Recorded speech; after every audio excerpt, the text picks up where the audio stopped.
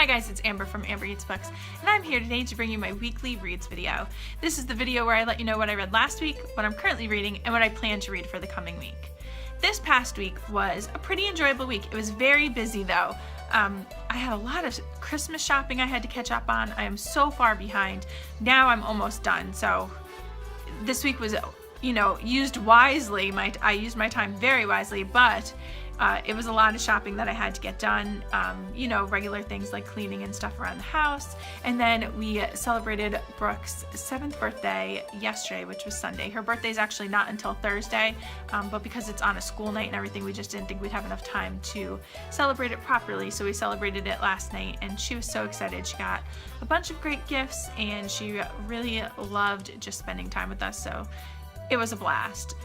But because of all of that, I really didn't get as much reading done as I would have liked. I still accomplished 3 out of the 4 books that I wanted to read, but I just felt like I wasn't reading quite as much as I had wanted to. I was reading little snippets here and there. But anyway, I did manage to finish 3 books. So let's get into those. So as always, I'm going to start with my lowest ranked book and work my way up to the highest. So this week, my lowest ranked book was 1225 Christmas Tree Lane by Debbie McComber. Alright, here's my history with this author. My grandmother adored her. She used to read her books all the time, and she would pass them on to me, and I would read them mostly just because I wanted to have something to discuss with my grandmother. So I read Cedar Cove books before. It's a whole series that she has set in this town of Cedar Cove, following all these different characters. Now, I'd read many of the books, not all of them. I know I've missed a few. I think there was 12 books, but I loved a couple of the characters from previous books. I really did enjoy them, but this book I just did not enjoy at all. I gave it 2 stars. The only reason why I got 2 stars was because it did have kind of that cutesy Christmas feel to it, but I felt like it kept reintroducing characters that we've already seen before and heard before, and telling their backstories and getting into them, and it was veering away from the main story quite often with that sort of thing. Also, I heard this was the final novel in the Cedar Cove series, and because of that, after reading this, I just didn't feel like it did the series justice, like the way that it ended and the way it sort of wrapped up the whole thing. I didn't feel that way. I just didn't really care for it. I don't know, maybe it's because it's been years since I've read one of these books. Maybe my tastes have just drastically changed. Though I did just read Christmas in Paris, and while it was not a stellar novel by any means, it was still in the same vein of this, little romance-y type novel, and I enjoyed that so much more than I enjoyed this one. I don't know, maybe it's just me, but I really did love the cover though. The cover is super cute and definitely put me in the Christmassy mood. But yeah, so unfortunately, I just didn't like it, but I will read you the first line. The first line, well, I'll read you the first 2, because the first line is, "Mom, Mom." The front door slammed, and Beth Morehouse hurried out of the kitchen. The next book that I read this past week was just so fantastic. I loved it, and that was Skipping Christmas by John Grisham. As I've said in many previous videos, this book is what the movie Christmas with the Cranks is based on, and that is one of my favorite Christmas movies. I absolutely just love it. It's just heartwarming and funny, and while it's not, again, a stellar movie, it's just a very good time. This book, I was so afraid going into it that I wouldn't like it, because normally when there's a book to movie adaptation, whichever one I see first, whether it's the book or the movie, I love that one first. So if I read the book first, I normally am in love with that story and I don't like the movie as much. Or if I watch the movie first, I don't love the book when I try to go back and read it after the fact. This is an exception. I love this book just as much as I love the movie. I felt like the movie, though I haven't watched it since last year, it's on my list to watch for this week. Though I haven't watched it in so long, I feel like I've seen it so many times that I know it so well that the book really followed the movie followed really closely to the book. I mean, there was a couple of differences, but nothing that was so outrageous that I just couldn't get behind it. It was very, very close, and I loved this story. I think I loved the book more than the movie, but still the movie's up there, so I don't know, they might be on equal footing. I'm not really sure. I'll have to debate about that when I watch the movie, but I just loved it. It was such a fun story. It was so true to what I already knew about the story that I loved it. I loved reading it. I gave it 4 stars. It didn't get a 5 because it didn't elicit that really emotional reaction, probably because I already knew the story. Maybe if I had read this first, it would have been a 5-star read, but for now it is a 4-star read. I love this cover though. I'm just in love with it. I took a picture for this for Instagram, and I was like, I could stare at this all day. It is just perfect. I don't know. It really catches my eye. The first line in this book is, "The gate was packed with weary travelers, most of them standing and huddled along the walls because the meager allotment of plastic chairs had long since been taken."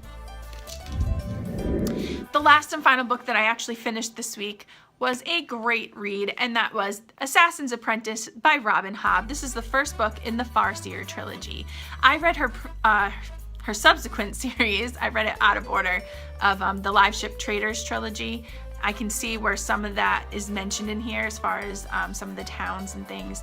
So I don't think it really took away from me reading the second series first, but I do see how they kind of overlap, and I'm interested to see going through the rest of this series if they mention anything from the Live Ship Traders trilogy.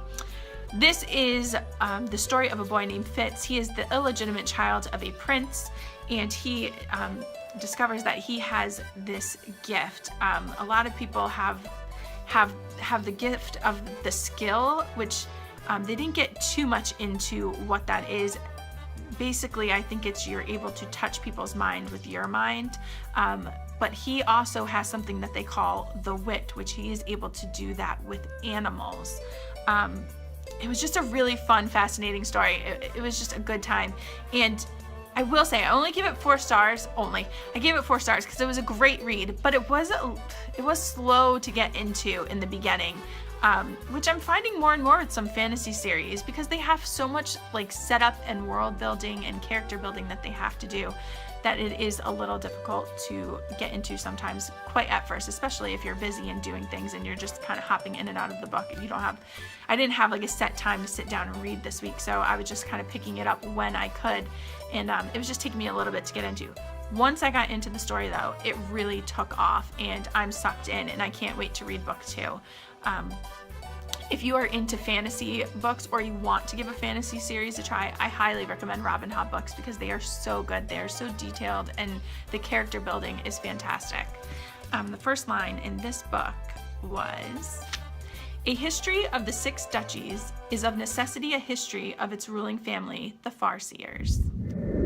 So those were the 3 books that I was able to finish. I'm currently in the beginning of my 4th book, and that is A Prayer for Owen Meany by John Irving. This was recommended to me by a coworker, and I really just want to read it, so I am able to tell him that I did. So far, I'm 86 pages into it, and I'm really, really enjoying the writing. It is so good. The only gripe I have so far, because I didn't really read the synopsis, so I don't know anything about what the story is about or how it's going to continue on.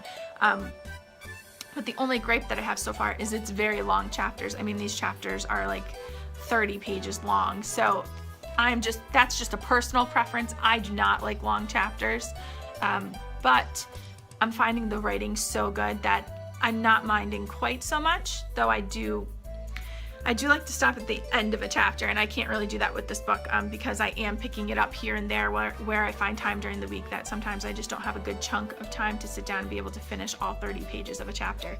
But so far, so good. Enjoying it, and I will let you guys know what I think next week. So as far as the books that I'm going to read for the coming week, I have picked 2 out of my Christmas TBR, and the first one is going to be Santa Cruz by Mary Higgins Clark and Carol Higgins Clark, a holiday mystery at sea. I hope I will like this, but it does seem that it'll be a very quick read. So that is definitely one reason why I put that in here for this week. And then one book that I've been dying to read for Christmas is The 13th Gift by Joanne Hust Smith. I love this cover, and this is a nonfiction book, so I am super excited to be able to not only do my one nonfiction for the month, but also to be able to have it be a Christmas book. So I'm really excited for that. And then I also want to read Charlie the Choo Choo by Beryl Evans, but really this is by Stephen King. I was gonna read this a couple weeks ago when I got it. It just kind of slipped my mind. I never read it, and then I saw it on my shelf. I was like, oh, I will slip that into this week's TBR to kind of break up my Christmas reads. And then I would like to read at least one more book that's non-Christmassy. So finally, I am all caught up on my library books, and I am all caught up on the rest of my TBRs and things that I had going. So I am breaking out for the first time my fiction TBR jar. I've broken out my nonfiction jar before for Nonfiction November, but I've never broken out my fiction. So I'm just going to reach in here and pull out a post-it that has the name of a book on it. Hopefully I don't pull out A Prayer for Owen, Meany, because that is in here somewhere. I just didn't have the time to dig through it and find it. If I do, I'll just pick another one.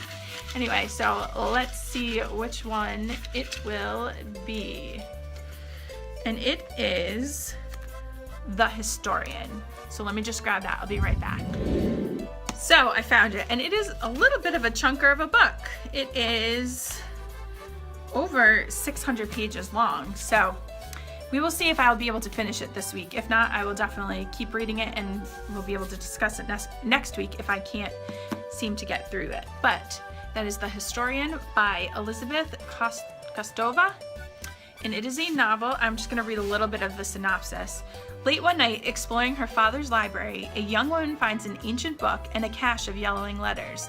The letters are all addressed to my dear and unfortunate successor, and they plunge her into a world she never dreamed of, a labyrinth where the secrets of her father's past and her mother's mysterious fate connect to an inconceivable evil hidden in the depths of history. So this just sounds fantastic. I know when I first picked it up, I really wanted to read it, but it's been sitting on my shelf for quite some time, and I probably would not have just plucked this off my shelf if I had been the one to walk over to the shelf and do that on my own. So I'm glad I made my TBR jar, because this sounds fascinating, and it does sound kind of like a winter read, you know, one of those more deep, in-depth kind of books. So I'm really excited to give this one a go this week. So those are all the books that I read, that I'm currently reading, and that I plan to read for the coming week. What did you guys read this week? Did you read anything good?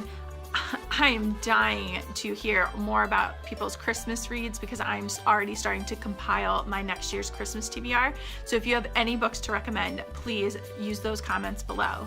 Anyway, I hope you guys have a great week, and happy reading.